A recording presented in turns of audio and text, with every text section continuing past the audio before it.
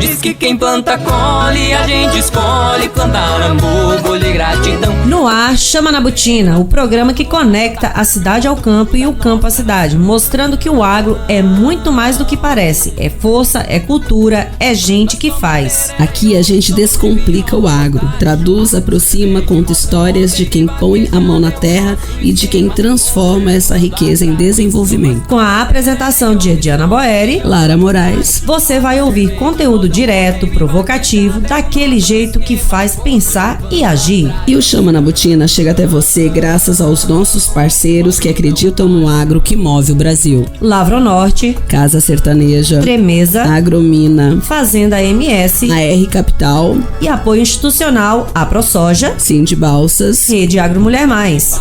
Prepare o coração, a fivele a bota, porque quando o assunto é agro, a gente pisa firme. Chama na Botina, conectando histórias, pessoas e realidades. Chama na Botina, o seu programa cast semanal, e essa semana nós estamos aqui com uma pessoa.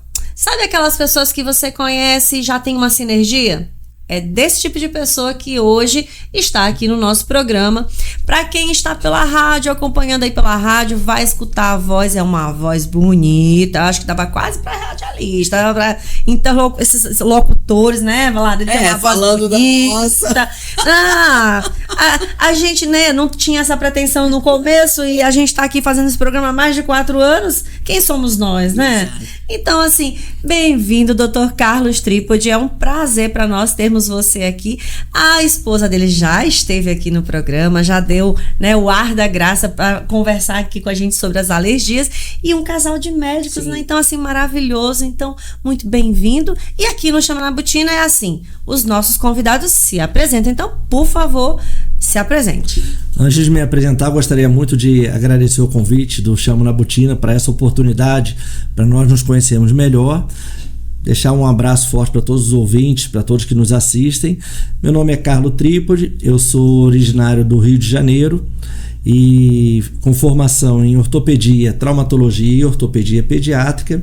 E no próximo dia 13 de janeiro completam 2 anos que nós nos transferimos do Rio de Janeiro para Balsas, junto com as crianças. Sou pai de 4 filhos, o mais velho com 19 anos, cursando medicina, tenho uma moça de 16 e 2 rapazes, um de 7 e um de 5 anos. E nós tivemos a satisfação de conhecer Balsas e nos transferimos para cá. Estamos muito felizes com essa transferência e com essa vida nova que nós estamos aprendendo dia a dia a nos adaptar, mas com uma adaptação muito fácil, né? Que o que é bom a gente se adapta fácil, né? Muito fácil. Quem acompanhou, né, o nosso bate-papo com a doutora Daniela viu que ela contou um pouco dessa trajetória. Mas aí tem uma coisa. Nós temos uma trajetória na visão de uma mãe de 4 filhos acostumada com uma rotina. E, com certeza, a sua visão é diferente. O homem tem uma visão diferente da mulher. Como é que foi essa mudança? O que você pensava, assim, doutor Carlos? Eu tô indo pro interior do estado do Maranhão. Eu sei que pra família deve ter ficado todo mundo assim, meu Deus, o que vocês estão fazendo? Como é que foi pra você tirar os teus filhos, de repente, desse lugar pra trazer pro interior?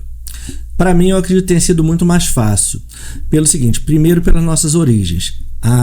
Tanto a família da Daniela quanto parte da minha família é originária do Rio Grande do Sul.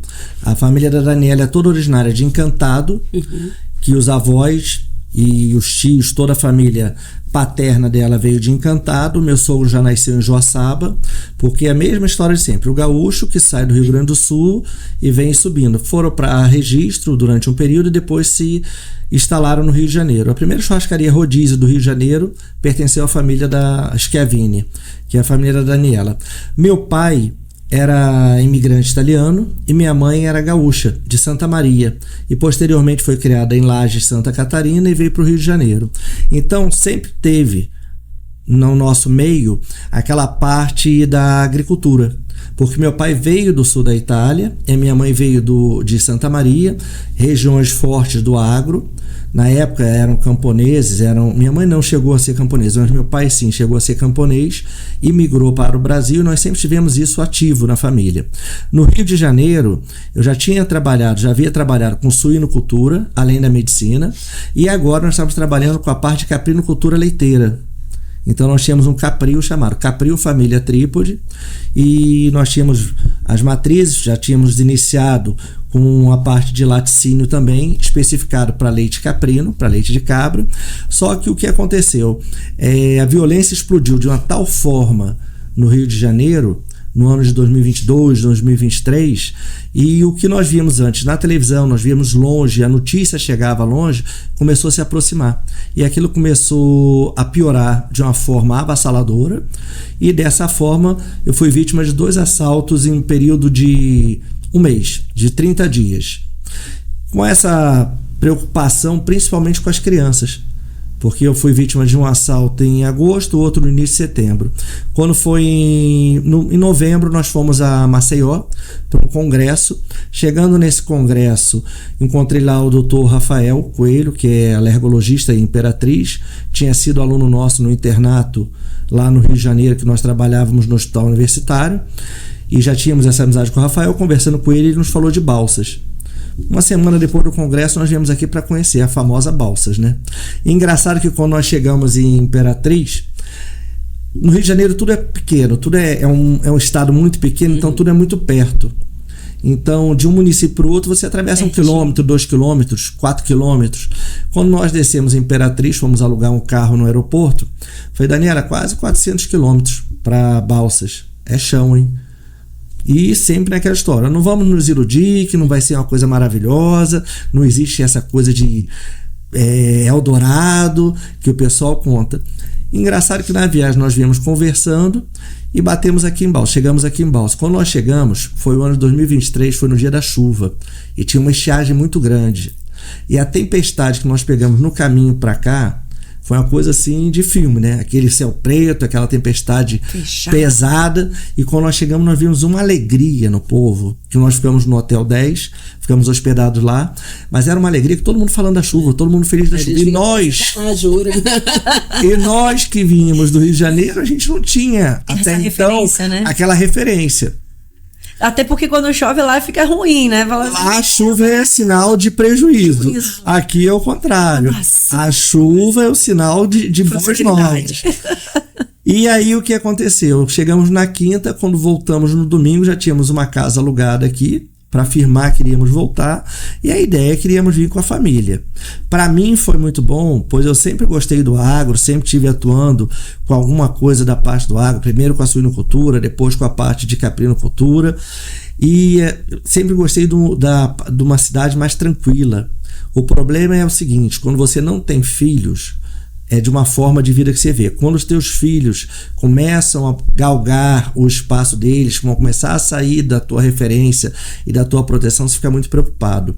E aqui em Balsas, eu consegui encontrar tudo que eu procurava. É um local extremamente tranquilo, pelo menos para nós que viemos do Rio de Janeiro. Tem alguma violência? Tem, mas que não se compara. Um povo extremamente acolhedor, tanto o povo aqui da cidade de Balsas quanto desses sertões que nós rodamos e conhecemos quando chegamos. Uma cidade extremamente próspera, e nos sentimos muito bem também com a coletividade sulista, paranaense, catarinense, sul-rio-grandense, porque nós nos sentimos mais ou menos em casa. Eu já não tenho mais minha mãe, já não tenho mais meu pai, mas tem aquela referência da família de quando eles eram vivos e da família que nós tínhamos no Rio. Nós fomos muito bem acolhidos por essa colônia que tem aqui do Santa Catarina, Paraná, Rio Grande, como também pela coletividade aqui maranhense mesmo, e principalmente pela turma do agro. Uma boa parte dos nossos pacientes fazem parte do agro, e a gente se identifica muito porque é um povo trabalhador, igual a gente, que tem a mesma história do migrante, né? Em sintonia, né? A mesma sintonia, de sair para lutar e na cabeça que tem que dar certo. E essa questão até da própria área médica, né? A questão da medicina em Balsas tem evoluído bastante, né? Em termos de de locais de atendimentos, né, aumento de profissionais atendendo na cidade também, a gente percebe que a própria população tem demandado cada vez mais. Porque às vezes, eu acredito que a Lara deve compartilhar do mesmo pensamento, é que assim, parece que há 2, 3 anos atrás, parece que ou as pessoas não ficavam doentes, ou realmente as pessoas saíam muito mais, porque hoje a gente tem uma oferta maior de clínicas, né, uma oferta maior, felizmente, de médicos também, profissionais, e a gente vê que cada vez mais está sempre lotado, está sempre cheio, né, cada vez mais as pessoas procurando. Você tem percebido isso também? Não sei como é que tem sido. O que eu vejo aqui em Balsas, que Balsas é assim, é como se fosse um oásis no meio do deserto, né, para tudo. A parte do agro, Balsas, ela distribui para todo o Nordeste, parte do Centro-Oeste, uma grande quantidade de insumos voltados para o agro. E essa cidade aqui também virou um polo de referência para a parte médica. Pois nós atendemos aqui pacientes que vêm do Pará, alguns do sul da Bahia, Tocantins, Piauí, fora o Maranhão. Então eu já tive a grata surpresa de estar atendendo aqui em Balsas, na parte da ortopedia pediátrica, pacientes de São Luís, ou seja, está invertida a curva. Antes nós íamos para capital em busca do serviço do atendimento médico, e hoje é o contrário, né? O serviço médico já está presente na cidade, desde a parte ortopédica pediátrica, alérgica, da parte da alergologia, a parte de oncologia iniciando, e a parte de exames complementares. A grande maioria, grande maioria do que tem necessidade já são realizados na região. Então, o que nós vemos às vezes, e várias vezes, são pacientes de outros estados migrando para essa região como ponto de referência. Interessante. Não, eu estava esses dias, inclusive, numa palestra, né, sobre Outubro Rosa com o Dr. Thiago.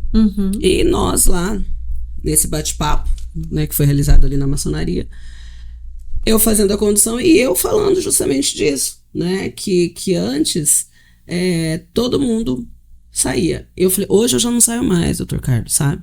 Todos os meus médicos estão aqui, todos os meus exames eu faço aqui. Claro, se você chegar para mim e dizer, Lara, olha, vai ter que sair, eu vou ter que sair. Mas por uma única escolha minha, dizer, não, vou procurar outro lugar, eu já tirei isso, né? Sabe, aquela coisa assim, de ter essa necessidade. Um ponto importante de tocar é que aqui em Balsas, além de nós termos quase que a totalidade de especialidades, e são os que estão aqui, são extremamente capacitados. Nós temos profissionais de muito boa lapidação, de muito boa monta e muito capacitados. Então hoje, para ser feita uma transferência ou para procurar um serviço médico ou um serviço diagnóstico fora, seria uma exceção.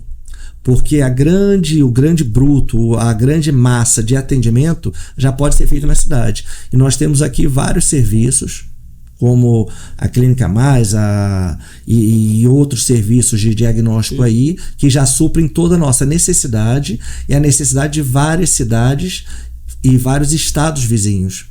Que então, Balsas hoje, com a evolução desses últimos anos, nessa implementação, ela já se tornou um polo de referência.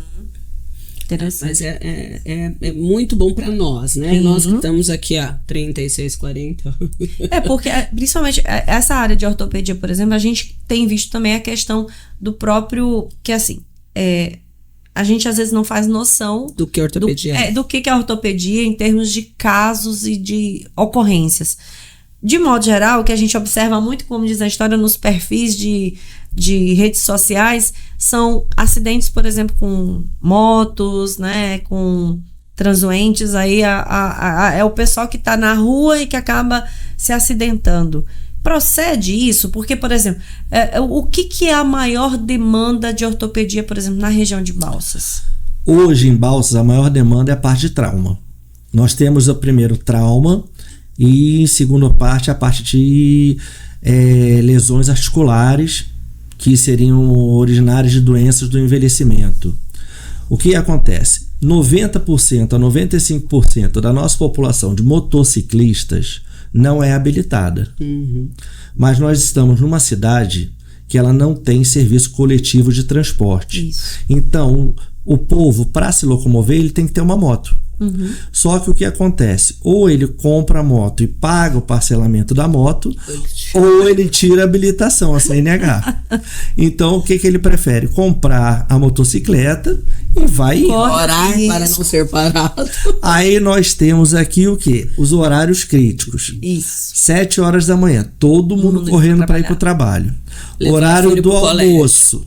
Ou indo para o trabalho 7 horas da manhã ou levando o filho para a escola. Não é difícil você encontrar 4 pessoas sobre uma moto. É verdade. Não é difícil. Não é difícil. Horário do almoço. A pessoa correndo às vezes para ir fazer o almoço ou para almoçar e ainda voltar para o trabalho. E término da tarde. São os horários críticos. E o pior é o período de festejos, que todas as cidades têm seus festejos. Vaquejada. Por quê? A pessoa vai se divertir, ingere bebida alcoólica e depois vai em cima de uma moto, que é um meio de locomoção que não é estável. Sim. E aí, depende dele, né? Exatamente. Então... Aí ele vê um bitrem e pensa, dou conta. E o bitrem não enxerga ele. E aí o que acontece? Aí a grande gama desses acidentes.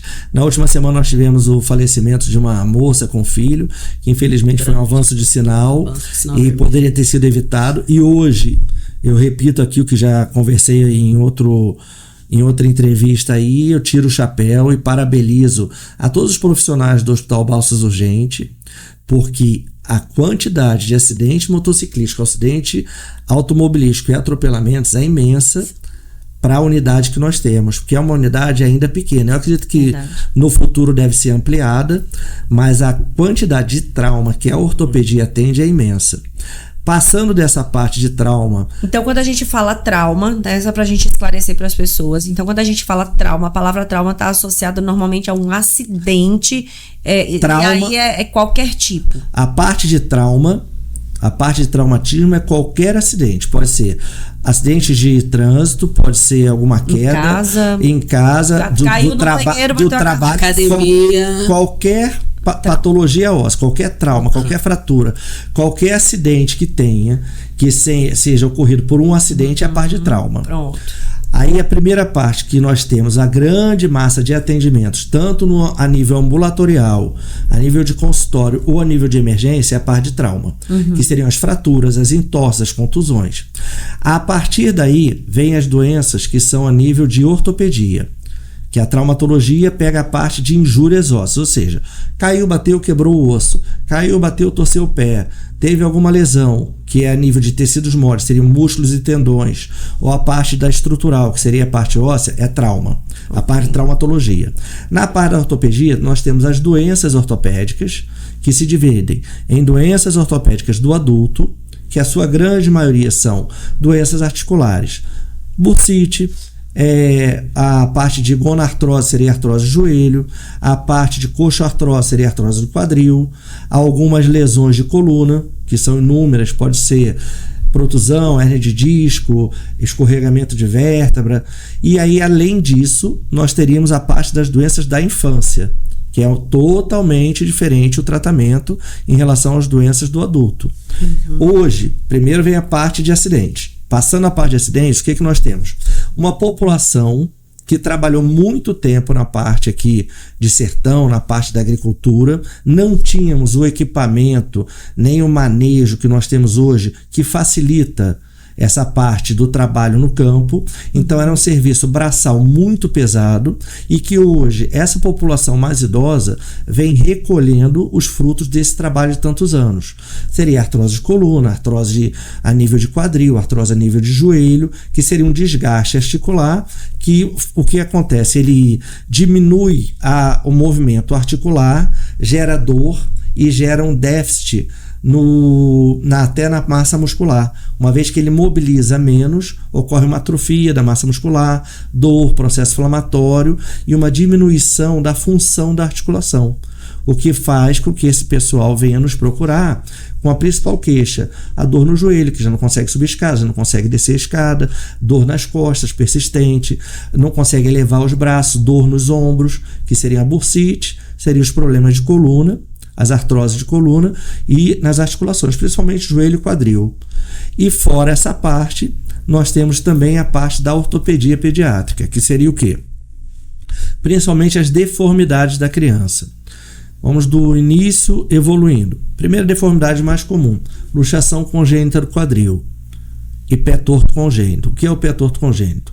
É a forma que a criança é gerada dentro do útero e o pezinho não tem a formação normal. Quando o neném nasce, o pezinho é torto, ele é rodado para dentro e ele tem uma formação anômala, diferenciada do que seria o normal. Essa criança que aparece com pé torto congênito, que nós temos muito aqui na região, porque é bem centralizado o serviço, então nós temos vários casos, deve ser tratado de imediato. Assim que ocorreu o nascimento, deve ser encaminhado para a ortopedia pediátrica. Um outro caso que pode ser visto também, a luxação de quadril. Quando o quadril da criança, um ou dois lados, ele nasce desarticulado, ele nasce fora da articulação. Não é raro. E quando a criança nasce, na sala de parto é feito o exame. Uma vez feito o exame e diagnosticado que o quadril não se encontra na situação correta, já é encaminhado direto para a ortopedia pediátrica.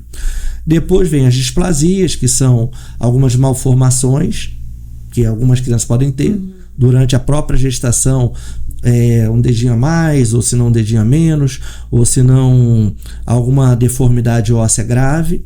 Aí na primeira infância, quando é bem jovenzinho, o raquitismo, que não tem nada a ver com desnutrição. O raquitismo é o quê? É a carência da vitamina D, carência da exposição solar, que transforma a própria vitamina D em vitamina D, e com isso o osso se torna frágil, ele se torna mole. E aquela criança que você vê andando na rua que tem aquela perninha toda arqueada. Aquilo é o raquitismo e tem que ser tratado. Infelizmente, na nossa região é tido como uma coisa normal. O avô era assim, o pai era assim. Não. É genética, né? Tipo assim, genética. Show por fulano de tal. Isso, não pode. E a partir daí vem os problemas de coluna. A criança vai crescendo, vai sendo diagnosticada, que podem ser a escoliose, que é a coluna em S, cifose, hiperlordose e por aí vai. Além disso, uma situação que ultimamente está aparecendo muito e que não era comum é a parte oncológica infantil. Desde que eu cheguei em Balsas, vão fazer 2 anos, eu já atendi 4 ou 5 pacientes com tumores, com cânceres ósseos, que não era normal. E de bebês, crianças. Uma menina de 13 anos, duas de 8 anos.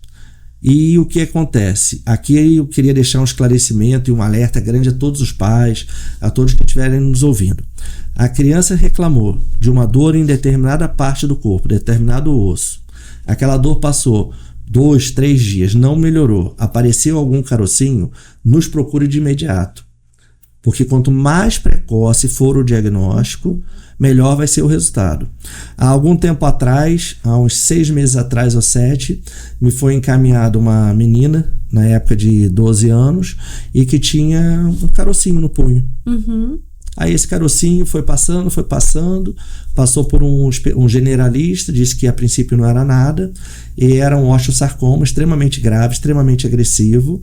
Eu fiz a biópsia nela, porque a parte de biópsia óssea eu faço aqui em Balsas. Eu acredito que eu seja o único profissional de ortopedia e traumatologia que faça a biópsia aqui. Fiz a biópsia nela, foi diagnosticado, e ela hoje está viva porque ela teve que fazer amputação do braço. Precisou fazer a amputação do braço. Era um tumor extremamente agressivo e, por sorte, nós conseguimos diagnosticar naquele período. Teve todo um processo. E aí, no caso, ele ainda estava ali naquela região. Então, a amputação é necessária para evitar que ela... Ainda estava naquela região e nós conseguimos delimitar, fez sessões de quimioterapia, fez alguma coisa de radioterapia e, infelizmente, depois teve que fazer amputação. Infelizmente que ela teve que fazer amputação, mas graças ao diagnóstico precoce ela está viva. Sim. Agora nós já estamos trabalhando para a aquisição da prótese, para colocar uma prótese nela. Então, qualquer tumor, qualquer dor persistente, um problema que a gente tem muito aqui, tem as vaquejadas. Então, às vezes, o menino, ele é adolescente e ele faz parte do esporte. Sim. E eu gosto de vaquejada também. Lá no Sudeste nós frequentávamos muito rodeio, em Barretos, nós íamos pro rodeio. Mas a vaquejada é um esporte, é da região, tem que ser respeitado. Mas o que acontece às vezes? O menino cai do cavalo, ele cai sobre a coxa. E na coxa tem uma fase ali, que é o disco de crescimento, que é a epífise óssea, por onde o osso cresce. Com essa queda ele pode fazer o escorregamento. Então, assim, o menino foi jogar bola, caiu do cavalo, alguma coisa. E ele começou a sentir uma dor no quadril, e essa dor persistiu 2 dias, 3 dias, procure um ortopedista. Porque vai ter que ser feito o raio-x, pois aquela fise de crescimento, se ela correr muito, ela morre, e aí ele vai fazer um quadro de uma necrose asséptica da cabeça do fêmur, um quadro de uma artrose, e ele perde totalmente a articulação. Essa necrose asséptica da cabeça do fêmur, ela pode ser de 2 formas. Ou por um escorregamento natural, sem trauma, ou pelo trauma. Mas porque é isso faz com extremamente que ele grave. pare de crescer. Morre aquela região. Porque ela morre, então Aquele osso para de crescer e fica totalmente deformado. E aí, o outro lado normal. pode continuar normal. Então Normal. vai ficar. Normal. Aí quando vai ficar Já- penso. É complicado. Aí o que nós temos que fazer? Ou fazer o tratamento com imobilização ou intervenção cirúrgica. Então, se tiver aquele escorregamento do disco, a gente tem que pegar e fazer a intervenção de imediato. E o que a gente já peguei aqui, alguns casos já avançados. Que não Mas se sabe porque diagnosticar. eram pacientes do sertão, Sim. bem do interior, E que não acostumado. tinha esse conhecimento, e o menino caiu, sentiu dor, e aí quando chegou a um ponto, estava insuportável, a família trouxe, só que aí já não tinha muito mais o que a gente fazia, só fazer acompanhamento, porque ele perde, aqui eu tenho o acetábulo, aqui eu tenho a cabeça do fêmur, ele perde totalmente aquele contorno, e aí ocorre uma soldadura. Que é aquela parte, vamos dizer assim, o ossinho quadril. mole no quadril. Se a gente compara, Exatamente. né, para quem Pois tá no rádio, que aquela tá vendo parte lesada que escorrega, essa parte lesada que escorrega é por onde ocorre a proliferação para que o osso cresça. O momento que ela é lesada, ela morre e ocorre uma calcificação, uma soldadura, como se tivesse uma solda, e aquele quadril perde o movimento. E aí é muito ruim porque é uma criança que vai ter uma deficiência para o restante da vida. Que na verdade é por falta do próprio conhecimento, né? Ah, caiu do cavalo, cara, levanta, monta de novo, né? Tá com corpo quente, Aquela tá sentindo coisa de ser o costume, como o doutor falou. Porque assim, gente, as pessoas não imaginam uma altura de um cavalo, né? Porque alto. cavalos são muito altos. E um tombo, quando você tá correndo, quando o cavalo. Vamos colocar um termo que eu sei que não é correto, o cavalo breca. Uhum. Né? Mas daquela Que você cai. pulso. Essa parte é o mesmo raciocínio que a senhora está tendo, é o raciocínio da moto. Sim. Eu trabalhei muito tempo num projeto da Polícia Rodoviária Federal no Rio de Janeiro, chamava Projeto Rodovida. Até hoje eu não peguei um acidente de moto bom. Porque o que é a moto? A motocicleta. Para-choque. Você tem um... Só tem o guidon. Tem mais Você guidon. tem um veículo que está 100, 120, 140 com uma bolinha de carne em cima. E essa bolinha de carne, você pode estar com capacete, você pode estar com jaqueta, pode estar o que for. Quando ela bate, essa bolinha de carne voa. E se você ver, o nosso cérebro, ele tem a consistência de uma gelatina de abacaxi. Caramba. Nada. Você imagina aquilo batendo dentro de uma caixa fechada de osso, que é o crânio, voando a 140 km por hora. Até hoje não peguei um acidente de moto bom. Eu lembro que o Jô Soares era apaixonado por moto, né? Primeiro acidente, ele não tinha tido acidente, ele largou a moto, porque ele viu que... Mas ele perdeu o movimento nos 2 ombros. Sério, eu não sabia desse Primeiro era o detalhe. primeiro. Se você ver qualquer entrevista do Jô Soares, a partir de um certo momento, quando ele batia a palma, ele não mexia com o braço É verdade. Ele não mexia Ele com só- o braço só direito. mexia Ele com parou. É que ele é ortopedista, né? Aí o foco meu era só nas perguntas. Não, e ele parou, pois ele não tinha mais a mobilidade Pra para andar de pilotar. moto. Porque ele perdeu totalmente o movimento. Porque ele era um excelente nadador, né? Assim, então... Agora, uma outra parte que nós temos que conversar aqui também, que a gente tem que alertar, é o seguinte, é a parte do agro. Ah, não, mas essa aí não. Agora Mas tá com os teimosos. Que isso. Eu acho que não tem acidente.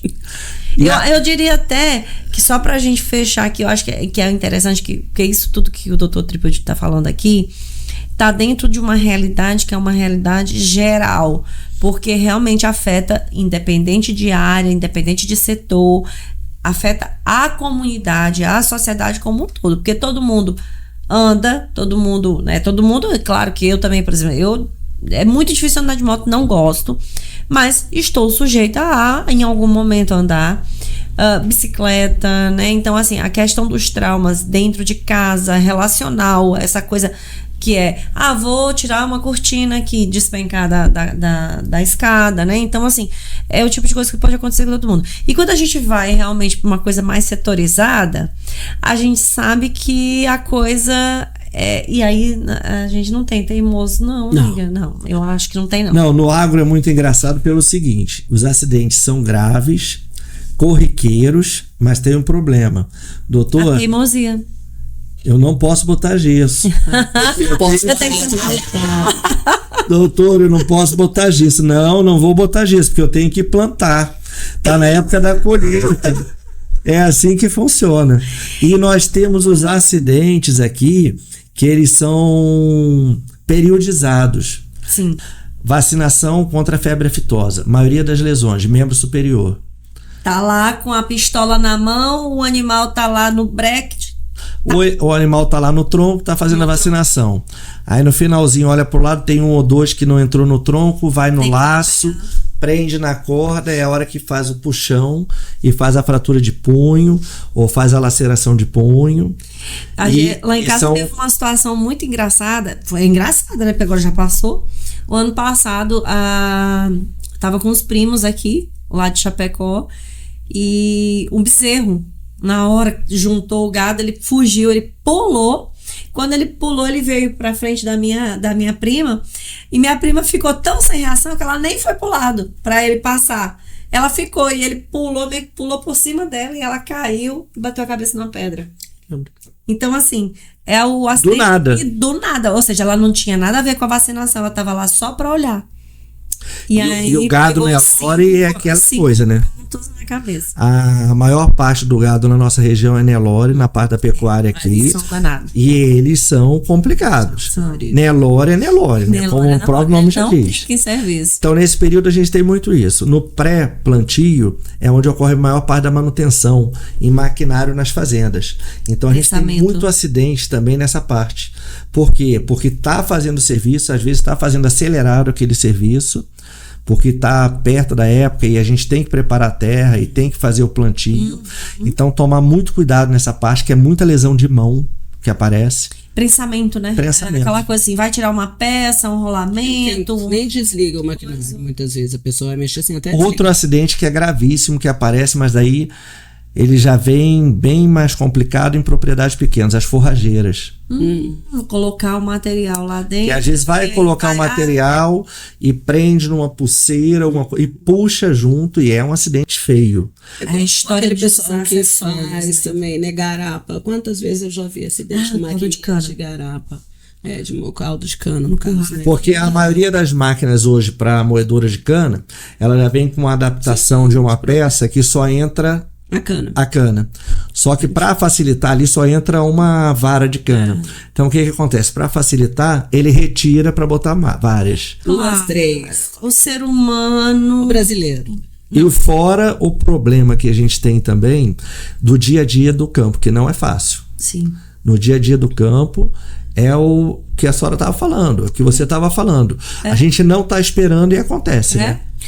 Você tem o carregar o peso, muitas vezes, de forma que você vai pegar esse peso sem ter todo um preparo para o teu corpo chegar ao peso, que é aquela coisa da pressa, né? Você tem, eu falo, as lesões, sobe do carro, desce do carro, anda no meio da lavoura, aquele chão, graças a Deus, fofinho, porque tá com, né, o solo bem cuidado. Afunda o pé, tá de repente com um pezinho a mais, não é? Então sobe, desce, vai, dirige. Eu sei porque o Carlos já ficou nessa época de safra de inchar o punho. Não, e aqui deixando um adendo, parabenizando e levando ao ponto máximo de honraria todos os produtores que trabalham no setor do agro, tanto na parte da pecuária, da produção de grãos, porque eu vou te falar, é uma turma que tem que tirar o chapéu. Porque é o seguinte, você trabalha de segunda a segunda, você não tem nenhum dia de folga. Não, hoje eu não vou. Não, tem que ir. Você não tem nenhum apoio. e você prepara tudo, organiza tudo, enterra um caminhão de dinheiro e olha para o céu para esperar para ver se vai vir chuva. Agradece. E essa turma é o seguinte, não tem dia, não tem hora e não tem trabalho. Quando você acha que tá tudo calmo, aí alguém taca fogo em algum canto, você tem que correr para não perder todo o teu patrimônio que você fez E não levar uma toda. multa, Não, porque o e afogo ainda começou não, na e aí- Exatamente. E aí você não pode culpar o produtor rural por uma lesão dessa, porque ele não tem dia, não tem hora.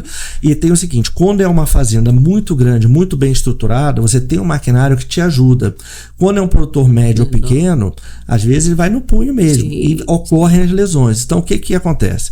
Nós não podemos pegar e prevenir que vão ocorrer essas lesões. Mas uma vez ocorrida a lesão, que procura de imediato. Aí a gente dá um jeito, para ele poder voltar logo sem botar o gesso. Então, mas aí, doutor, entra aquela questão, procurar de imediato. Nós vamos bater na tecla do eu sou homem. Essa dor amanhã não existe mais, eu vou tomar. Meu amigo tomou uma gororoba tal, foi ótima para ele. Como é o nome mesmo, ou o próprio amigo contratou. Pro outro, ele toma, a dor para, porque a dor para. E segue o baile. Mas depois piora. E isso que eu ia falar. Mas daí quando chega no consultório, quase sempre vem com a esposa. Mas ele não conta. Na verdade, quem leva é Quando ela já não atura mais a reclamação dele, quando ela não atura mais a reclamação dela, leva. Aí quando chega, se o paciente for homem, dificilmente ele vai falar quando foi, como é que foi. Mas ela fala. Ela conta a história todinha. E aí qual que é a situação? A gente não pode piorar o atrito. Sim. E vamos solucionar. Mas o engraçado é que no final da consulta é aquilo. Doutor Carlos, eu não posso imobilizar. Porque eu tenho que fazer isso, tenho que fazer aquilo, eu tenho que plantar, eu tenho que colher. Não, isso já tá falando contigo, né? Já. Eu ouço o seguinte, não posso ir ao médico. Não tem nem Entendeu? tempo pra isso. Não posso ir ao médico, porque eu não posso parar. Eu digo, olha, que a hora que você parar, aí eu quero ver. Mas aí eu vejo o outro lado também. Como produtor rural que já fui e com alguma coisa que a gente está organizando aqui em Balsas agora, se a gente for pensar mesmo, é difícil. Porque uma saída da fazenda numa manhã e uma tarde Muda muda coisa. muita coisa. E aquele ditado, o olho do dono engorda o gado, é verdade. E a gente entende. E outra coisa,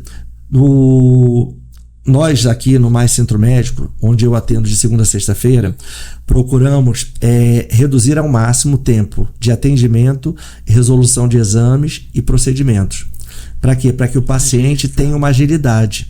Então é um tipo de atendimento que nós fazemos ali que procuramos agilizar, porque nós sabemos hoje da necessidade de tempo, né? Para todos os setores. E o agro hoje, na realidade, ele se modernizou de tal forma que ele é uma indústria, né? Você tem uma engrenagem que não pode quebrar. E essa engrenagem não pode parar. Agora, o principal motor dessa engrenagem é o proprietário. E a gente não tem como negar isso. E se ele chegar no consultório, mas daqui uma hora eu já tô chegando na fazenda. E isso assim, até como eu vou dar um depoimento mesmo. Acho que isso realmente que o Dr. Tripodi tem feito é realmente diferente. Porque assim, você chega já com aquela expectativa de, nossa, uma consulta. Depois vai ter que fazer um exame. Aí não tem vaga para fazer exame. Aí vai fazer exame amanhã. Aí depois para voltar. Então, assim, eles acabam muito esbarrando nisso, né? Então, assim, e dentro acho que, não só da ortopedia, né? Eu imagino que da grande maioria, mas a gente sabe que isso não vale para todos.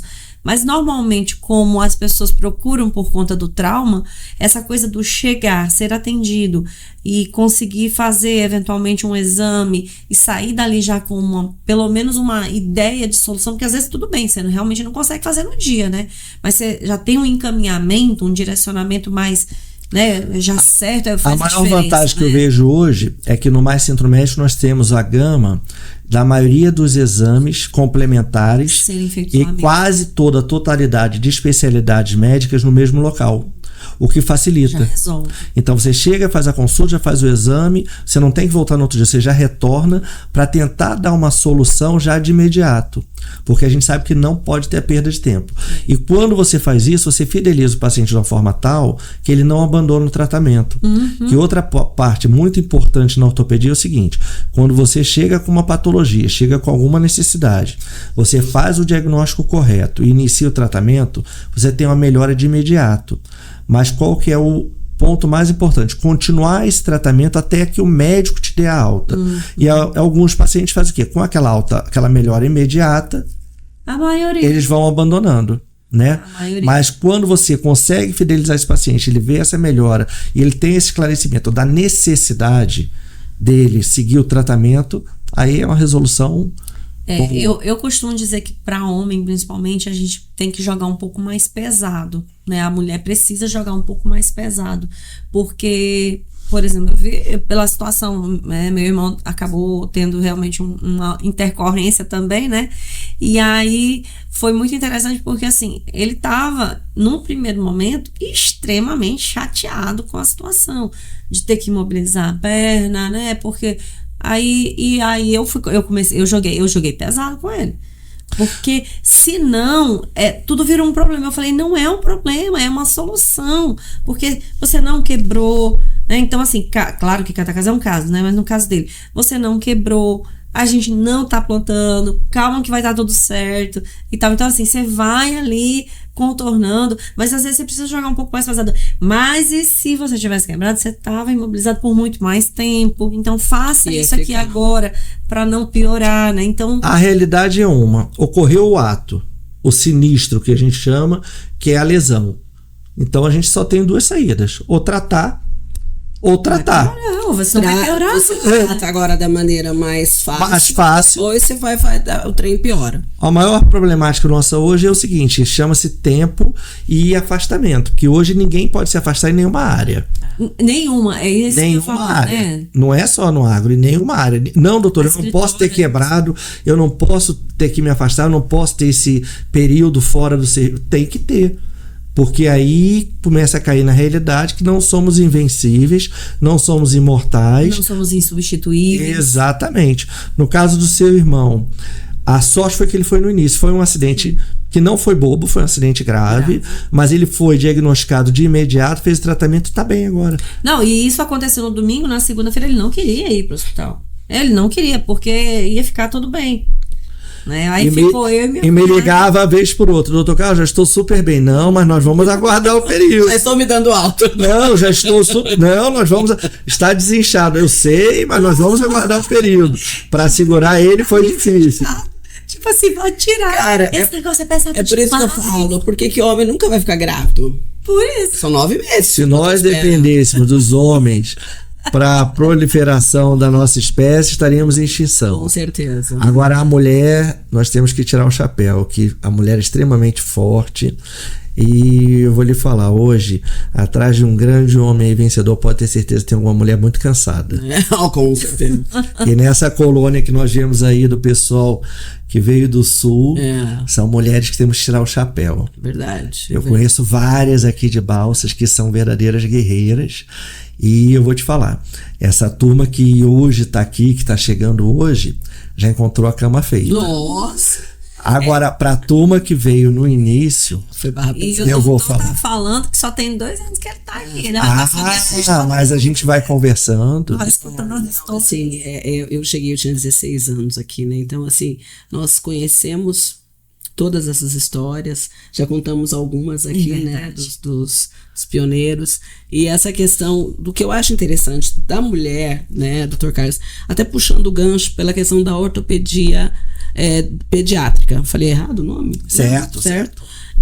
Porque a mãe é a que tá ali. A mãe observa, a mãe nota, o pai no ultrassom é homem ou mulher, a mãe quer saber se tá tudo pronto, a coluna tá certinha aí, Exatamente. não é? Pezinho tá normal, quer saber se é homem, se é mulher, não. O negócio tá tudo funcionando aí, tá.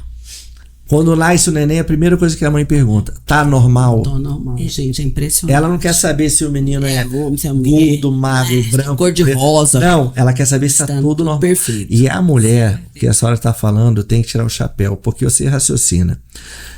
Ela é dona de casa, ela é mãe, ela é esposa, Empresária, médica. médica, e às vezes também atuando de frente no agro. O homem é muito mais fácil.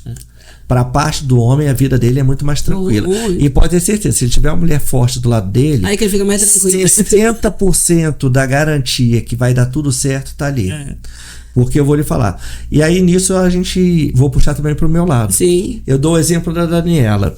A Daniela foi uma moça que foi criada numa família tradicional, gaúcha no Rio, sempre casa de mãe, estudou para ser médica, sempre nesse trabalho, mas assim, é uma companheirona.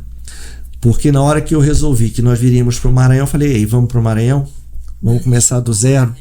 Ela falou, mas por quê? Eu falei, pela violência, que eu estou muito preocupado com as crianças. Vamos lá, vamos conhecer na hora. Se você vai, vamos junto. E eu digo, para ela, essa adaptação foi extremamente mais difícil do que para mim. Com certeza. Por quê? Porque ela ainda tem a família. Ela tem a mãe, tem o pai, tem os irmãos. E eu já não tenho mais ninguém, porque meu pai é falecido, minha mãe é falecida, todo o restante da minha família está na Itália. Então, para mim, ficou mais fácil que a minha família está aqui comigo. Sim. Que é a minha mulher e meus filhos. Agora, eu dou a certeza que uma boa parte desse sucesso que nós estamos tendo aqui, com esse período de tempo que nós chegamos, dessa adaptação ter sido positiva, foi graças a ela. Não, mas ela já é do Balsas. Já tô pegando JR pra pegar a gente. Já vai ficar cegado. Engraçado que quando nós viemos pra cá, aí tinha essa história do Rio Balsas, tomar banho no Balsas, que quem entra no Balsas não volta mais tranquilo. E aí, não, nunca que eu vou entrar no Rio, eu tenho horror a Rio, eu só boto o pé onde eu enxergo, e eu tenho horror a Rio, não sei o que lá. A gente atravessa 8 horas dentro d'água. Aí assim, quando nós chegamos, teve um período aí que nós fomos convidados para um churrasco. Era na beira do Rio Balsas. Quando eu vi, os meninos foram tomar banho de rio. Ela, como mãe, teve que entrar. E ainda era noite. Aí eu falei, aí, Daniela, agora você pagou a língua, hein? Além de entrar no balsa, ainda entrou no rio à noite. Aí, pronto. E aí você foi. Quando nós compramos a chácara aqui, foi um período que de maio começou a aparecer muita cobra. Sim. Porque é o período de acasalamento, né? E aí no início ela assustava. Aí hoje já vai normalizando, né? Então quando aparece, hoje foi uma cascavel, ontem foi uma coral, tal dia foi uma jaracuçu. Então já chegou num ponto que está normalizado. Mas para a família no Rio, Nossa. quando eles sabem que apareceu alguma coisa lá, eles assustam. Aí a gente vai vendo que tudo vai adaptando. Mas então, o que eu gostaria de deixar bem frisado aqui, que essa presença da mulher no agro é extremamente importante, e todo homem que tem uma mulher forte do lado dele é um privilegiado. Ele é um privilegiado. Porque elas que sustentam muita coisa ali, caladas, tranquilas, e ele se acha forte, mas a fortaleza está ali do lado. Até pegar uma gripe. Mas a fortaleza está do lado. E hoje eu lhe digo, 95, para não dizer 100% dos pacientes chegam no consultório, que é alguma coisa assim, como a senhora falou, vem trazido pela esposa. Porque E outra coisa, quando uma mãe chegar para uma pediatra, para qualquer especialidade, não examina a primeira criança, escuta a mãe. Ela te dá todo o diagnóstico da criança. Porque ela tem uma sabedoria que eu acredito que seja celestial.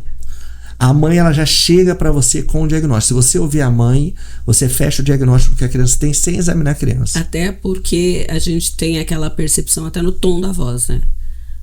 O filho falou de uma forma, você já... Não tá bem o negócio. E é por isso que eu ia perguntar essa questão que você falou do pezinho nascer para dentro, né?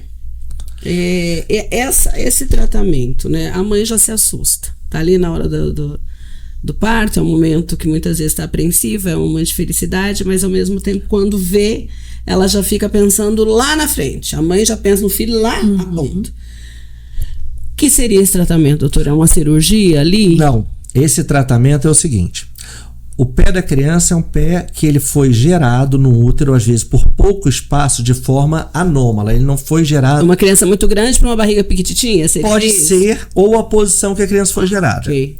E aí, o que acontece? Depois, eu vou ver se, quando for editado o vídeo, eu mando algumas imagens para as mães ficarem sabendo mais claramente o que é. Então, o que acontece? Ele ocorre uma rotação, é um pé equino, varo supinado. O que é um pé equino? Em vez de ele apoiar totalmente na base do chão a criança, ele faz elevação. Equino, de cavalo, como se fosse uma parte de cavalo. Que ela pega mais abaixo. Isso. Varismo, que ele é rodado para dentro, ele faz uma curva, o pezinho, e roda para cima assim. Então o pezinho da criança ele vem assim, nessa posição. O tratamento que nós preconizamos é o seguinte: quanto mais cedo, melhor vai ser o resultado. Então o que nós vamos... Pode ser num pezinho só ou pode ser nos dois lados. E aí nós vamos fazer primeiro a massagem, que é explicado para a mãe como é feita essa massagem para voltar o pezinho para o local. Ela vai fazer esse trabalho durante um mês e meio, e depois disso nós colocamos o aparelho gessado, um gesso, e nesse gesso são feitos cortes que vão levando o pezinho para o lado, para a posição normal. Depois podemos entrar com fisioterapia e uma prótese. Agora o importante: a criança nasceu com aquele pezinho torto, vem logo de imediato. Sim. Que aí a gente tem um resultado bom. Alguns, no final, tem que ter algum procedimento cirúrgico e outros não. Né? E de todos esses que nós pegamos, que eu comecei a tratar aqui desde que cheguei, graças a Deus, todos deram um bom resultado. Alguns ainda estão em tratamento, outros já tiveram alta. Né? Eu fiz essa pergunta, doutor, porque como a gente mora aqui, eu moro aqui no Nordeste há muitos anos, eu vejo crianças andando com o pé desse jeito que você falou, crianças hoje que já são adolescentes, inclusive adultos, né, com um sapato nas clínicas. Isso. Então, assim, o que eu quero falar isso é que as grávidas que estão nos ouvindo, a mãe que de repente está com um bebê que nasceu assim, não foi orientada nesse sentido, né, que tem solução.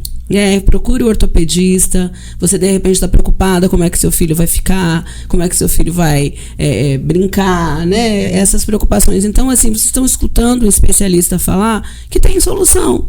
Claro que quanto mais rápido, melhor. Mas mesmo que ele seja uma criança um pouquinho de 1, 2, 3 anos, dá uma conversada. Não custa, né, doutor? Não custa, porque o que acontece? Quanto mais precoce, melhor o tratamento. Mas se ele vier um pouquinho maior, a gente pode tentar dar um tratamento que não fique perfeito, mas que ele, em adulto, na vida adulta, tenha uma qualidade de vida satisfatória para ele. Então, viu uma perninha torta, o bracinho torto, um carocinho, o pé não está na posição normal, dor na coluna. E outra coisa importantíssima, agora a gente vai chegando na parte do nosso inverno, então a gente tem menos. Na parte do período dos banhos,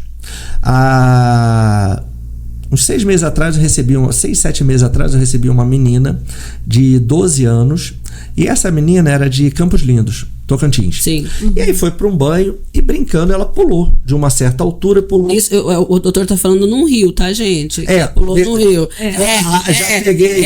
Porque senão muitas vezes a pessoa vai falar que é no banho achando que é no chuveiro, no banho de rio. É um pouquinho agora, eu já peguei a nossa gramática local, né? Então vamos lá, a menina estava na beira de um rio, que aqui a gente chama de banho, e ela brincando, foi da beira e pulou. Quando ela pulou, ela torceu um pouquinho a perna. E aí, o que acontece? Passa uma semana e continua com dor, passa 2 semanas, mas a menina caminhando.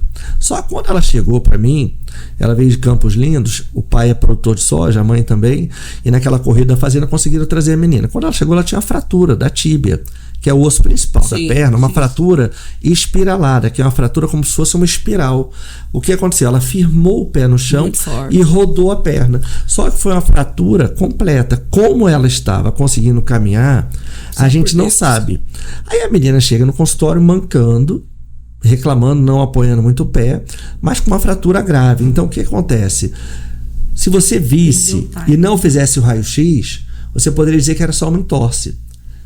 E lá em Campos Lindos não tinha muito recurso, não conseguiu fazer o exame. Quando a mãe viu, a mesma história de sempre, a mãe viu que não estava melhorando, falou: não, vamos para a pausa.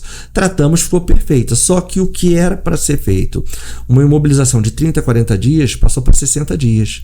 Porque teve um retardo de consolidação. Então, assim, principalmente na época de verão, que as crianças saem mais, brincam mais, tomar esse cuidado. Teve alguma queda, jovem, criança, idoso, teve alguma queda, alguma coisa, está sentindo dor em alguma articulação, nos procure, porque uma boa parte das fraturas, ou seja, dos ossos quebrados, eles continuam fazendo a funcionalidade do membro sem ter nenhuma anomalia muito grande. Sim, só se fosse fratura exposta para que... Não, às vezes até uma fratura fechada mesmo. A fratura exposta não tem como você fugir. Sim, não, o osso saiu, você viu ali, você vai correr, que saiu sangue. Mas numa fratura fechada, algumas fraturas, elas ocorrem de forma incompleta ou até completa, mas você não perde a função do membro. Então você continua fazendo a tua função e você acha que não é nada. Eu sei, assim, gente, que é maravilhoso. Eu sou uma das que adora dar um timbu. Mas é perigoso. A gente já viu tanta coisa quando você se joga Você no não rio. tem certeza Você da não tem- profundidade. Não é só isso, né? Embaixo, embaixo, ali. Não, e nós temos um problema grande nos rios aqui. O rio é um ser vivo. Sim. E aquilo ali hoje você pode não ter uma pedra ou um barranco de areia. Galho que desceu na época da chuva e parou. Aí Exatamente. Então essa parte de pular de cabeça em piscina no rio é a pior coisa que existe. Por quê? Porque você pode fazer uma lesão cervical e ficar tetraplégico. E no rio, tomar o máximo de cuidado, porque o leito do rio ele muda de dia a dia. Se tiver uma chuva forte ou se tiver mudança de estação, ele vai mudar o leito e é extremamente perigoso isso. No caso dessa menina foi exatamente isso. Ela sempre pulava na mesma região, só que dessa vez tinha um banco de areia. E esse banco de areia foi o que ela... ele pode chegar a qualquer momento. Mas, doutor, deixa eu só perguntar, aproveitando esse exemplo. É verdade que as pessoas falam, por exemplo, ela começou a dor. 2 perguntas. Geralmente, quando você faz uma fratura, não tende a inchar? Pode ser que sim, pode ser que não. Então já é mito que toda fratura incha. Por quê? Dependendo da região. Se você tiver uma região que seja mais vascularizada, que tenha mais vasos sanguíneos passando, porque o osso ele não é rígido, ele não é uma coisa inanimada, ele é uma parte viva no nosso organismo. E no osso passa sangue. Se você tiver uma região que tenha mais vasos e que tenha mais musculatura, pode demaciar mais. Ou, se você tiver uma região que seja menos vascularizada, pode ser menos. E vai diferenciar do tipo de fratura. Porque nós temos infinitos tipos de fratura. Quebrar não é sempre igual. Se a fratura fez um traço só, é uma fratura simples. Se ela fez 2, é uma composta. Se ela fizer 3 traços fraturas, já muda de composta e ela já pode ser cominuta, que tem vários fragmentos. Se ela tiver mais de 4 fragmentos, já é hipercominuta. E aí o que acontece? Dependendo do tipo de fratura que você tenha, ele vai te dar uma clínica ou outra. Agora, o importante é a dor. Sempre vai ter a dor. E você pisou, ou você mexeu, sentiu dor, tem alguma coisa errada. E aquela história, eu tive febre. O osso não dá febre. O osso não dá febre. Agora a dor dá sempre. Inchaço pode ter? Pode. Pode ficar azulado? Pode. Aí ou fica não. azulado também, pode, por causa do sangue. O sangue que é intraósseo, quando você faz uma fratura, ele sai e faz aquele hematoma. Aquele hematoma, né? Entendeu? Aquela parte azulada que fica. E a outra coisa que eu ia perguntar é que, assim, as pessoas, né? Aquela coisa das falácias. Mito ou verdade? Porque muita gente fala assim, eu quebrei, eu trinquei, ou muitas vezes a pessoa fala assim, eu só trinquei. Só fatiei. Aí calcificou por cima. Isso existe, doutor? Existe, porque o que ela trincou foi uma fratura incompleta. Ela tem um osso, em vez de ele quebrar todo, ele quebrou só metade. Aí o que acontece? Ele pegou e ele fez uma calcificação. Só que o importante nesse momento ver se essa calcificação não vai fazer...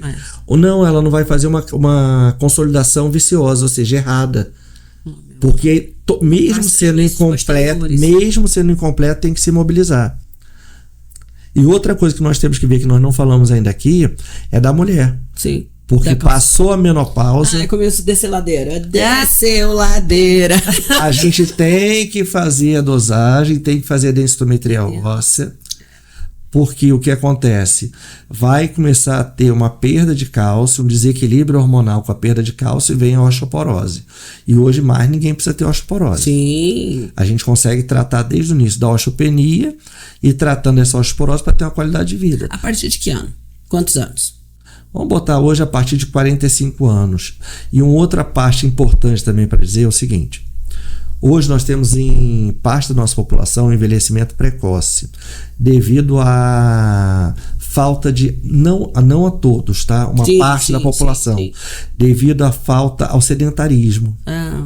Eu ia falar isso e a questão, por exemplo, do uso do celular. Isso é terrível. O que acontece? Antigamente, nós tínhamos uma televisão na casa, e essa televisão na casa era do tamanho, a tela era do tamanho de um lenço aberto. De tubo. de tubo que a gente ligava, esperava esquentar, e para mudar o canal você tinha que levantar e tinha que mudar. Hoje o que você tem? Uma poltrona confortável, com controle. A nossa alimentação não é tão saudável como antes, nós não caminhamos como caminhávamos antes. Aqui na nossa região ainda é bom, que todo mundo que trabalha na parte de campo ainda faz uma caminhada boa. Mas na marra, mas a gente faz embaixo de sol. Mas o que acontece? Essa vida sedentária, ela ocorre o quê? Um enfraquecimento da musculatura, um enfraquecimento dos ligamentos, alguns casos de obesidade, e faz sobrecarga das articulações e sobrecarga principalmente da coluna. Então nós temos hoje muitos jovens com lesões de cartilagem a nível de joelho, quadril, ombro, cotovelo, e também com lesão a nível de coluna, com várias protusões, herniações. Por quê? Por falta de uma atividade física e pela vida sedentária, que proporciona, já tem um pré-requisito para isso, mas acelera. Então, se é jovem, sentiu alguma dor, alguma coisa que não é normal, há uns 20 anos atrás nós não tínhamos tanto, mas hoje nós temos uma grande gama de doenças que seriam da idade média para o idoso, aparecendo já no jovem. E essa parte do celular é uma coisa absurda. Porque o celular você tem muito problema de coluna cervical. Porque ninguém vê o celular assim, a gente só vê o celular assim. Né? E infelizmente nós não vivemos mais sem ele, para nada. Não. É 24 horas. Grudado. Eu quero ver alguém que acorda e a primeira coisa que faz não é dar uma olhadinha no celular para ver se tem uma mensagem. Eu não. Eu clico. Sério, eu só olho assim, veja a clico hora. assim, despertou, cliquei, levanto. Vou botar minha água pro chimarrão, daí depois eu volto, pego ele e coloco nas minhas orações. Mas eu tenho um parceiro em casa que eu sei de todas as notícias, né? Porque daí eu que ele pega pra escutar as notícias. Eu tô aqui e aqui, porque não tem como. Mas eu estou tentando o máximo desopilar disso aqui. De ir para um jantar e tá aqui, se tiver que aparecer foto minha, vai aparecer. Posso postar essa, Lara? Você tá com o olho fechado, é o que tem para hoje, minha filha. Eu sou eu, não tem outra pessoa, não adianta filtros. E quem me vê na rua é isso aqui mesmo. Então eu tô tentando me desopilar, porque eu comecei a perceber uma coisa. Eu não tinha papada. Começou a aparecer. E eu olhei e falei, esse trem aqui não me pertence, não. Cara, vou pegar Lembra daquele braço, doutor? A gente deve ter a mesma faixa etária da Estrela, que era uma mãozinha que você... acho que eu vou pegar uma daquela pra eu ficar segurando ela. Era uma mãozinha verde. Uma mãozinha verde, literalmente uma mãozinha verde. Não vamos falar no ano. Não. Pegava aqui. Não, mas o que... Maravilhosa aquela. O que acontece hoje? Quando ele tá no trabalho, ele tá com o computador na frente. Sim. E a postura não é satisfatória. Não. Então ele trabalha 12 horas por dia com o computador na frente. Junto com o computador tem o celular. E quando ele vai na hora de lazer dele, da recreação, ele fica naquilo. Continua. Mas fora imagens, né? Por exemplo, assim, eu vou falar pelo Carlos, que meu marido também chama Carlos, imagens de lavoura, que o pessoal vai mandando. Olha, Carlos, o que você acha que é isso aqui? Aí ele também já vai falando, né? Aí o que acontece? Além da imagem, ainda tem a lupa para abrir mais ainda do que tá na imagem. Então, assim, essa briga eu já perdi, então eu não faço. Inclusive, foi o que a gente estava até vendo, né, esses dias atrás, que é dois principais cenários que a gente tem dentro da saúde, da medicina, é a parte de oftalmologia, né, e a parte de ortopedia, porque é postura versus os olhos. E excesso de tela para dormir, gente, pelo amor de Deus. Esse excesso de tela é prejudicial para todos nós, mas infelizmente a gente não consegue fugir. Todo paciente que eu consulto, todo paciente que passa por consulta por mim, ele recebe o número do meu telefone. Se tiverem 50 chamadas de pacientes, 50 chamadas vão ser respondidas todos os dias. E a hora que o paciente me manda a chamada, eu atendo, porque com certeza, se ele mandou a chamada fora do horário convencional, é alguma coisa grave. Até hoje eu não tive uma chamada que não fosse nada... Assim, balela, né? Não. Nem pro convite pro churrasco não fizeram. Não, às vezes fazem. Difícil a gente conseguir. Eu vou fazer uma fofoca aqui, doutor Carlos. Assim. Eu acredito que ele não vai estar nos ouvindo, mentira que ele ouve. O irmão dela, sabe, ele produz salame. É o melhor da cidade. É o melhor. Só que ele não contrabandeia pra gente. Ele só faz pra família. É fechado. Essa foi consumo De vez em quando ele faz com o meu compadre, daí a gente recebe alguns. Agora eu vou lhe contar uma história que aí vai ficar uma promessa no ar. Pra gente ver como é que essa vinda pra Balsas foi uma coisa repentina. Nós tínhamos o Capril lá e já estávamos com laticínio e a nossa família é italiana. Então o nosso santo padroeiro é São Francisco de Paula, é um santo do sul da Itália.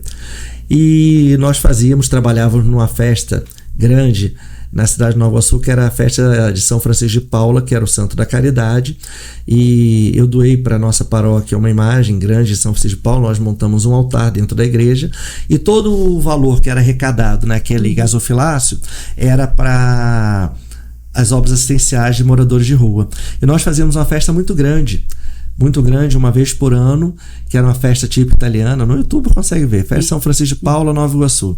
E toda essa parte de salame, charcutaria, toda essa parte de queijos, era eu que produzia para levar. Olha só. E aí, para ver como é que a vinda para o Maranhão foi repentina. Eu tinha acabado de comprar uma câmara de maturação para salame, para copa, para sobressata, para vir. E eu estava no Maceió com a Daniela nesse congresso, e no último dia do congresso eu fechei lá e comprei a câmara de maturação. Faltando 24 horas para nós nos transferirmos para o Maranhão, chegou a câmara de maturação. Por enquanto ela está no Rio de Janeiro. Mas ela tem o endereço certo. Tem. Mas em breve, vamos ver se traz para cá. Trazendo, a senhora vai provar um salão bom também. Promessa, gente, vocês estão escutando. Agora, até lá nós temos que conversar com o irmão dela, né? Não, mas aí, entrando um pouquinho também, né, já que falou disso, você falando da questão do agro, mas essa questão da leitaria também, o bicho pega, né? É cedinha, de uma vida. Vou lhe falar, de coração, é uma escravidão, e hoje eu não pretendo voltar mais não. Porque eu tive que fazer, eu firmei um convênio com a Universidade Federal Rural do Rio de Janeiro, porque é o seguinte: no Rio de Janeiro, para você fazer qualquer coisa do agro, você tem que ser mais herói do que qualquer um. Porque se você precisa de um insumo, não é produzido no estado. Sim. Se você precisa de uma vacina, de uma ração, vem tudo. Ou do sul ou de São Paulo, né? E lá eu tive... Deus sempre foi muito bom comigo, abriu muitas portas para mim. Eu precisava de um zootecnista para acompanhar o Capril, para acompanhar o rebanho. Todas as nossas matrizes vieram do Nordeste e algumas de fora do país, da África do Sul e da Suíça. E aí o que acontece? Eu precisava de um zootecnista para acompanhar. Por sorte, um desses zootecnistas era o Dr. Bruno, que é o responsável pelo Hospital Universitário da Universidade Federal Rural do Rio de Janeiro, que foi fundado por Dom Pedro. Fica na cidade de Seropédica, é um prédio lindíssimo. E aí depois, trabalhando junto, nós fomos ver que a caprinocultura da Universidade Federal Rural não tinha caprinocultura leiteira.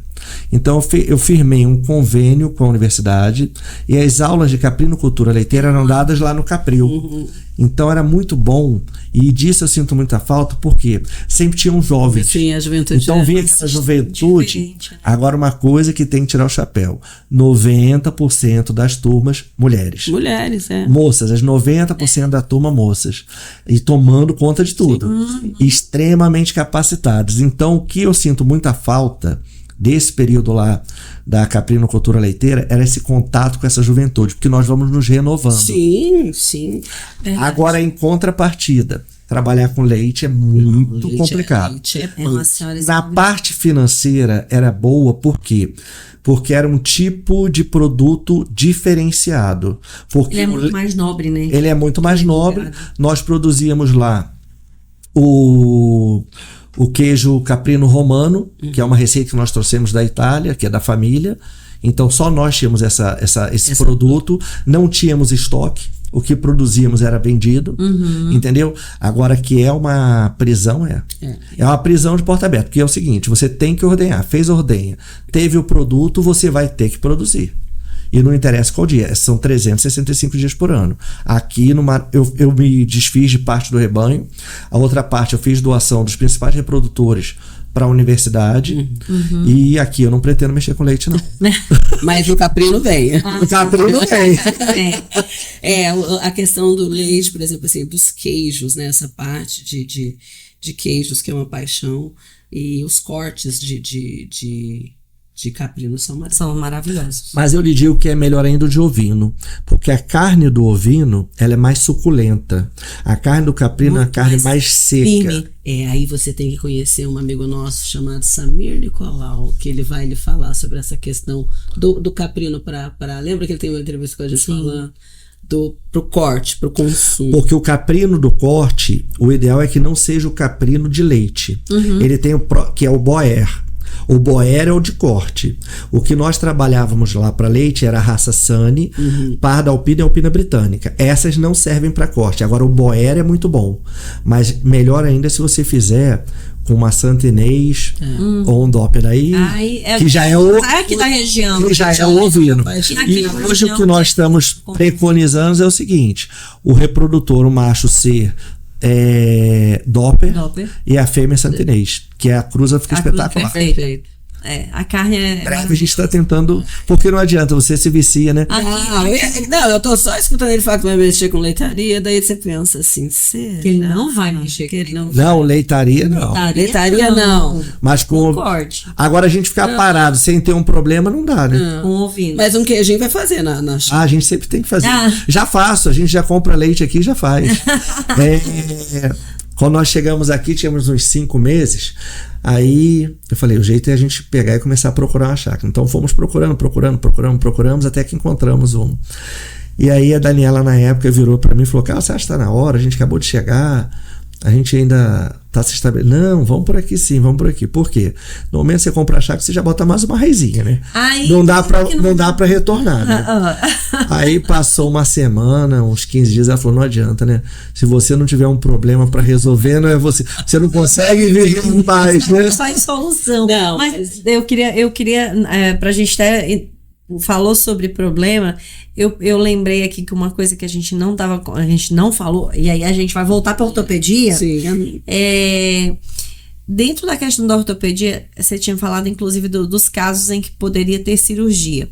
Como que é para fazer cirurgias em balsas? Porque acaba sendo uma grande preocupação das pessoas. E quem precisa. Né? Então, assim, a gente falou, por exemplo, de casos que só dependem de mobilização, então é mais tranquilo. Mas e se o caso houver necessidade de cirurgia? Qual é o tipo de intervenção que é possível de ser feita aqui?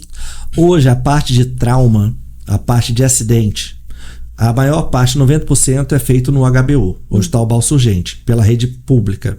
Sim. Pela rede privada, hoje, a nível de clínicas particulares, a única que faz é o Mais Centro Médico. Na parte de ortopedia pediátrica, nós fazemos 90% dos casos, já podem ser feitas aqui em Balsas. 90% dos casos de ortopedia pediátrica nós já podemos fazer. E a parte de cirurgias de baixa e média complexidade, nós também já podemos fazer a nível privado no Mais Centro Médico. Baixa e média complexidade. As cirurgias de alta complexidade, a grande maioria não é feita aqui pela necessidade de uma UTI. Para o quê? Para o pós-operatório. O que é considerado até média complexidade e o que é alta complexidade? Uma cirurgia de quadril, prótese de quadril, não é feita em Balsas.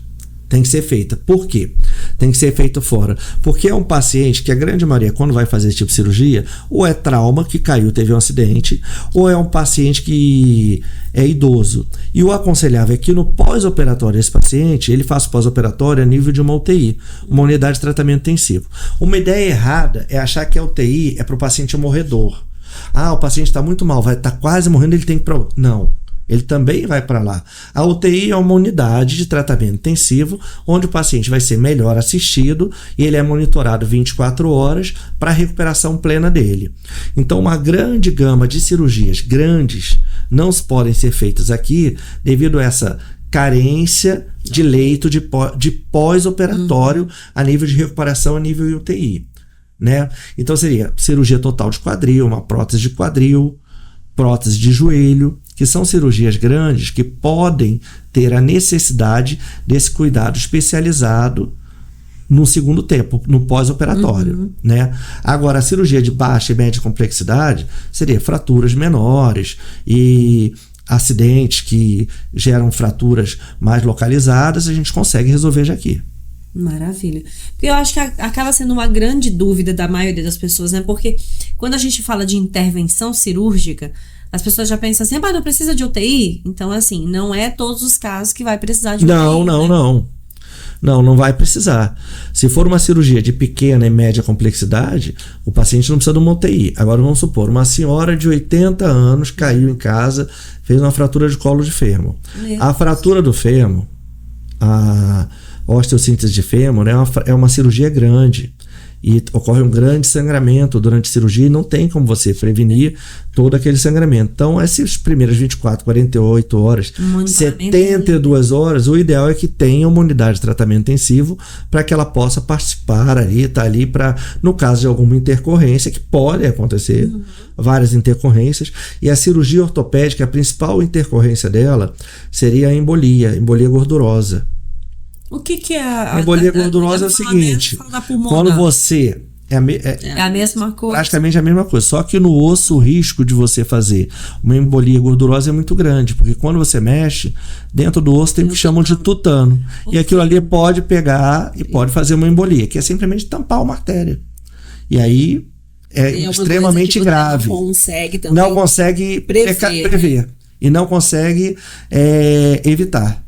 Pode acontecer, mas aí por isso a necessidade do paciente, tá? A gente já viu isso, né, doutor? Esses dias eu estava assistindo, até a minha caçula, ela é mais afoita, o siso tá me incomodando, tá entortando meus dedos. Aí do nada começou a aparecer um monte de matéria falando dos riscos de que é fazer uma cirurgia para extrair o siso. Sabe, assim, até de uma menina em São Paulo. Eu vou lhe passar um caso e isso vai para 30 anos. Até hoje eu não esqueço. Eu estava como R1 no primeiro ano de residência e tinha um rapaz que tinha feito uma fratura de colo de fêmur e colocou uma prótese. O pino dentro do fêmur e a cabeça do fêmur articulado. Ele foi em casa ou foi em algum local e foi usar o vaso sanitário. Era muito baixo. Quando ele sentou, fez uma desarticulação. Aquela prótese saiu. A prótese simplesmente saiu. Mas foi a cirurgia mal feita? Não. A cirurgia foi bem feita, ele já estava com a prótese há alguns anos, só que teve alguma frouxidão ali de cápsula, ou até a posição dele, deu um azar e saiu a prótese. E esse rapaz foi internado na unidade lá onde eu fazia residência. Quando ele foi internado, ele foi submetido à cirurgia e foi recolocada a prótese no local. Foi a cirurgia grande? Média. Média para grande. Pior foi quando ele colocou a prótese. O menino estava lá e depois de uma semana, 10 dias, ele obteve alta. E naquela época ainda não tinha essa facilidade de celular, essas coisas. Sim, 30 anos atrás. Passando a visita, fui passar a visita com ele e falei, nós vamos te dar alta. Tá? Nós vamos te dar alta, vou avisar a tua família para vir te buscar. Ele todo feliz, mostrou a foto da esposa, uma moça jovem ainda bonita, os 2 filhos, um menino e uma menininha, tranquilo.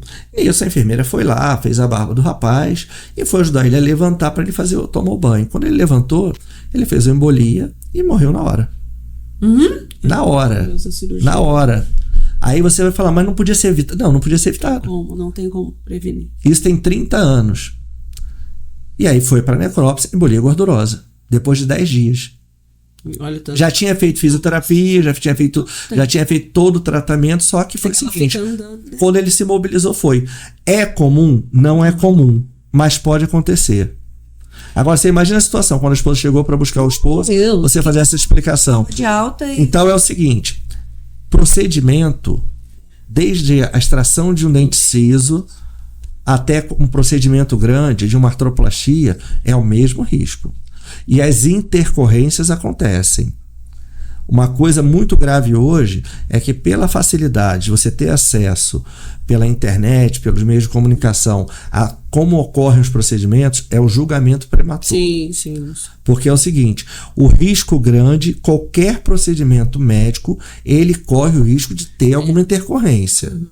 Agora, essa intercorrência, como é que você vai saber se ela é algum erro ou não? Devido ao que foi programado antes para que evitasse de ter essa intercorrência. Para isso, quando chega o paciente, nós vamos fazer a análise geral do paciente, solicitar todos os exames complementares e vamos ver a taxa de risco desse paciente. Aí ele passa por um exame pelo anestesiologista para ver o risco cirúrgico, que chama risco cirúrgico, para ver o risco que esse paciente é submetido. Alguns pacientes não passam esse risco cirúrgico e não são indicados fazer cirurgia. Se é um paciente muito idoso, tem uma comorbidade muito grande, tem um problema de saúde muito grave, ele não vai passar e não vai ser feita a cirurgia. Aí, para isso, tem esse risco cirúrgico. E apesar do risco cirúrgico e de todo esse estudo, essas intercorrências podem acontecer. Sim. E nós estamos respaldados com isso. Só que nós temos que estar muito precavidos quanto ao quê? Quanto ao que pode vir a acontecer. Sim. E se aquela unidade médica está preparada para reparar aquela intercorrência. Por isso a necessidade Desses pré-exames e do leito de UTI para um pós-operatório. Até porque, como eu falo, se você pega um paciente, como a gente estava falando, trauma, acidente de moto ali na esquina, ele já chega lá. Não dá tempo, né, doutor? Tem que operar, não dá tempo de fazer exames. Mas não, vai ser uma operação eletiva, né? Se for eletiva, aí você vai se preparar. E outra coisa, quem faz medicina aqui em Balsas tem que ser aplaudido de pé. Por que eu estou lhe falando isso? Eu estou no Rio de Janeiro, aí eu tenho um paciente, esse paciente complica, a minha unidade não tem suporte, rapidinho eu tenho uma unidade do lado que ela pode me dar o suporte, ou eu tenho um profissional que pode me dar o suporte, ou eu tenho um recurso maior do que da unidade que eu estou. Agora você imagina, nós estamos em Balsas, no meio do cerrado, para todos os 4 lados que nós formos olhar é soja, e o mais próximo daqui fica em Imperatriz, 4 horas. 4 horas em condições normais, quer dizer... De tempo, pressão, sem siga atmosférica. Sem siga e para, e a ambulância não anda 140, né, gente? Então, assim, é 5 horas. E o que acontece?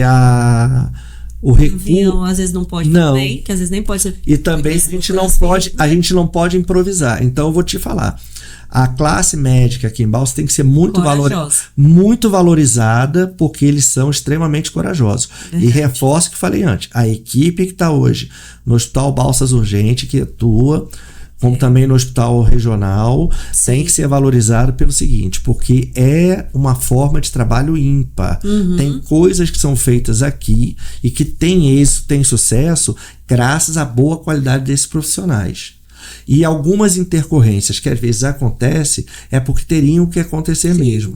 Só que nós estamos extremamente isolados de recursos maiores, né? E não é assim, se eu não tiver um anestesista aqui, não é que eu consigo um anestesista em Riachão ou em Mangabeira, ou em Fortaleza Nogueira, só tenho aqui. E aquele profissional tem que dar conta de todo o recado. Isso é muito grave, né? Porque é uma medicina de guerra que a gente faz, né? Sim. Mas nós estamos muito bem assistidos. Mas isso tem melhorado, né? O grande problema que eu falo também, e até eu quero falar para as pessoas, não minta pro teu médico. Nossa, sabe? Sim. Porque depois pode ser que aconteça uma intercorrência e a culpa vai ser do profissional que não tá sabendo que você... que a tua família, de repente, tem problema com trombose, que você é fumante, que você tá tomando uma medicação que não é para você tomar, que você tá comprando ali na esquina, entendeu? Então, assim, cara, não minta. O maior problema nessa parte é o seguinte, o paciente vem para consulta, você prescreve a medicação, aí ele volta para você depois de 30, 40 dias para revisão e fala o seguinte, doutor, não melhorou nada. Aí você pensa, todo mundo melhora, por que ele não melhorou com esse tratamento? Os outros pacientes melhoraram, por que não melhoraram? O senhor está tomando a medicação? Ah, não, doutor, eu parei no 3º dia. Para lhe ser sincero, doutor Carlos, não. Aí você se alivia, né? Porque você fala, graças a Deus, a culpa não é minha. Então isso é comum. E outra coisa, a omissão do paciente fazer uso de bebida alcoólica e não falar que faz uso de bebida alcoólica. O álcool é vasodilatador. Então aquilo ali, para ter um sangramento maior, é grave. O uso de antipertensivo ou Bruno, não uso. Você falou sobre isso, esclarece já, aproveitando. Bebida alcoólica versus medicamentos. Pode, não pode, se pode, quando pode. Não deve. Não deve. Não. Na realidade, se for ver na literatura, só tem um antibiótico que é alterado com o uso de bebida alcoólica. Só que não deve. Porque diminui. Quais são os efeitos do álcool em relação às medicações? Uma boa parte das medicações, ele pode reduzir o efeito, da medicação, o que vai dar, porque como é que funciona? Você faz um cálculo do medicamento seguinte, por que alguns são de 8 em 8, outro de 6 em 6, outro de 12 em 12? O medicamento ele tem que conseguir obter uma concentração plasmática no sangue para ele fazer efeito, ou seja, você fez uso da medicação e a medicação tem que cair na tua corrente, ela é absorvida pelo estômago, cai na tua corrente circulatória. Quando ela cai na corrente circulatória, ela tem que conseguir obter uma quantidade X dela para que ela faça o efeito. Então, por isso, alguns medicamentos são de 6 em 6 horas. De 6 em 6 horas, ele sobe aquela curva, ele mantém aquele padrão, aquela quantidade, e ele vai fazer o efeito desejado. Outro já pode ser no período de 12 horas, outro de 8 horas. E alguns medicamentos, uma boa parte deles, quando você faz uso de bebida alcoólica, o que acontece? Cai essa concentração. E aí você faz como se fosse uma subdose. Você não tem o efeito desejado. Agora, em relação àquela situação de comer carne de porco, comer camarão, isso é mito. Você pode comer qualquer coisa, a não ser que você tenha alguma alergia. Indisposição. Peixe de couro. Peixe de couro, entendi. Isso é mito. Isso aí você pode comer, que é mito. A não ser que você já tenha uma alergia. Aí você não vai consumir pela própria alergia, mas Isso. não por causa da medicação. Tipo assim, que é remoso. É a história do remoso, né? É o remoso. Eu brinco com isso, porque aí você falou a história dos sisos, e quando eu tirei os meus sisos, eu tirei todos de uma vez. Você sabe qual é o maior risco que você tem, que ninguém pensa quando vai a um dentista? É a anestesia. Você sabe por quê? Não sei porquê, mas eu sei que é um risco grande. Quando você vai aplicar qualquer medicação na parte médica, você tem um êmbolo da seringa e você puxa para trás. Para que você dá aquela puxadinha para trás? Para ver se vem sangue. Se veio sangue, é que você pode ter pego alguma veia. Artéria dificilmente, mas alguma veia. E você estaria injetando o medicamento direto na veia. Quando você vai ao dentista, chama capule. É uma peça que assim, é uma seringa metálica, você puxa, ela cai, você bota um tubete ali de anestésico e fecha. Só que ela não puxa para trás, ela só empurra. Então, o dentista tem os pontos exatos para ele fazer a anestesia, que são os pontos onde passa a inervação, e a anestesia vai fazer naquela região. Se você tiver alguma anomalia anatômica da tua inervação tá em outro local, ou alguma vascularização, você pode ocorrer. É um erro do profissional? Não. Até é um risco risco não tem como que corre. saber a anatomia individual. Exatamente. E é uma bobeira, né? Que a gente não vê quando vai lá. Por isso que quando a gente... Mas só para concluir a fala, então assim, e aí eu brinco porque assim, eu fiz a cirurgia numa sexta-feira, no sábado eu tava comendo arraia. E todo mundo falava, isso é um absurdo, você é doida. Eu falei, mas gente, o médico disse que o que eu tenho que fazer é manter a higiene da boca. Acabou. Escovação, limpeza e tomar minha medicação certinha. Comida ele não fez nenhuma restrição. E eu nunca senti nada. Mesmo depois de todas as cirurgias, assim, eu sempre fui de comer as coisas mais variadas. Eu não tenho problema de alergia. E aí foi interessante porque mais ou menos um mês depois que ele tinha feito a cirurgia, eu encontrei com uma amiga que tinha feito no mesmo período que eu. E ela tava lá com o rosto inchado ainda, teve que reabrir a cirurgia. E aí eu brinquei com ela. Eu falei, ué, o que você fez? Não, eu fiz a extração dos dentes. Aí eu, quando? Aí a data era muito próxima da minha. Aí eu disse, mas tá, e o que você fez? Ela disse, aí eu digo, não, porque eu comi arraia no sábado e tal. Aí ela disse, tu é doida e tal. Eu falei, não, mas e o que aconteceu com você? Ela disse, tomei cerveja. Não, ela não escovava, porque ela disse que doía. É doido. Aí eu falei assim, eu disse, tu fez exatamente o que? Boca, comida, sujeira. Porque a comida só é comida e só faz bem quando você consome ali. Terminou, você tem que fazer a higienização. A região estava aberta, inflamou tudo, ela teve que voltar a fazer outra cirurgia para poder tirar a inflamação. E o que acontece também é o seguinte, os cuidados, cirurgia, né? Quando nós vamos fazer, tem o pré-operatório, né? Sim. E o principal pós-operatório é o uso da medicação de forma correta e higiene. Você tem que ter asepsia. História da água, sabão. É aquela coisa, né, que eu sempre falo. Eu brinco assim, doutor, que eu sou a paciente que todo médico gostaria de ter. Porque eu sei que 50% do resultado sou eu. Pós-cirúrgico, pós-tratamento estético, sou eu. Eu tenho que fazer tudo aquilo certinho. Porque se eu não faço, não, mas foi o médico, ele não foi um profissional que não trabalhou muito bem. Então, eu acredito que 50% do resultado é o paciente. Aí o que eu te digo? 50% é o paciente. Uma coisa que eu gosto muito é de deixar o contato de todos os pacientes pelo seguinte, para que ele tenha uma liberdade de, se tiver alguma intercorrência, ele te passar: doutor, eu tô com uma coisa aqui meio estranha, tá acontecendo isso, assim, assim, assado, para você poder acionar da forma mais rápida e ter um resultado melhor. Porque quanto mais rápido você for intervir, você vai ter um resultado melhor. E essa relação médico-paciente é muito boa aqui. Sabe por quê? Porque aqui no Maranhão, uma coisa que nos surpreendeu muito a mim e a Daniela é o respeito. Sim. No Rio de Janeiro você não tem tanto respeito pelo profissional. Agora aqui é um respeito, nós nos sentimos extremamente valorizados. Mas também eu vejo que é uma via de mão dupla. Quando você chega pro teu paciente, atende ele com aquele carinho e depois você pega e passa o teu contato, e já tem um porém, você tem que passar o contato e falar: é para ligar.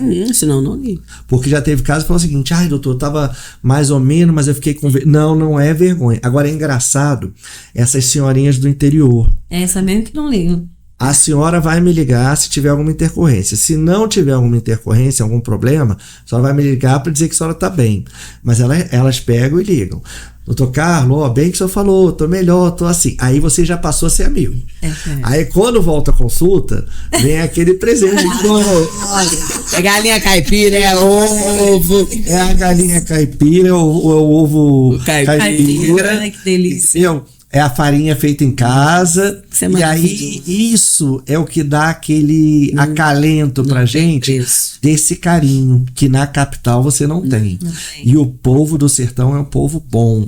É um povo muito tranquilo aqui e muito respeitador. E isso é muito bom pra gente ver. Ele não é um povo mesquinho. Não. Não.